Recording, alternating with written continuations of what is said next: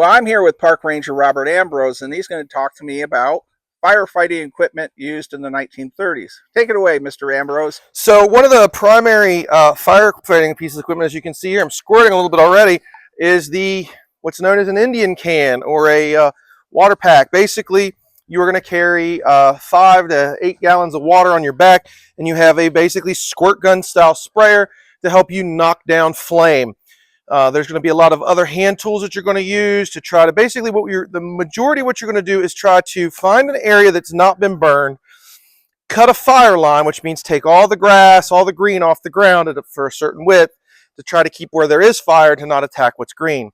So you would use the pump to try to put out the fire. So you get a little squirt here. So I'm going to show you, I've got some fires over there and Goober's over here and he wants to help us. So I'm going to try to put out the fire. Oh no! Oh, Goober, you're in the way. Goober got all wet. Goober got hit. Try one more time. He'll see if he can duck.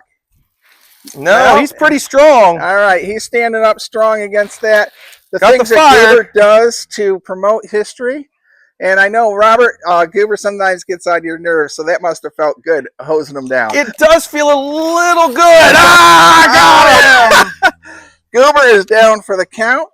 And I got to say, it is great working with Robert Ambrose. He has such a good sense of humor with all my crazy ideas to help promote history. And Robert, anything else you'd like to say?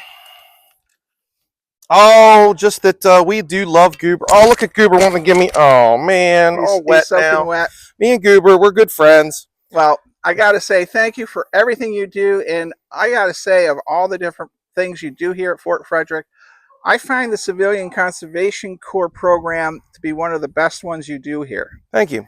And all the different stations are well attended, and it's just a lot of history here. And I would like to ask you, could you mention to my viewers the amount of history that Fort Frederick really has to offer? So Fort Frederick has French and Indian War history from when it was built in 1756 till the end of the war, to the end of its career there in 1759. There's opens again as a fort during Pontiac's Rebellion in 1763-64. It's a prisoner of war camp during the American Revolution, housing up to 5,000 to 7,000 British prisoners from 1778 to 1781 from major victories including Saratoga and Yorktown. It's a Union outpost during the Civil War, and several skirmishes are fought here in early 1861 and 1862.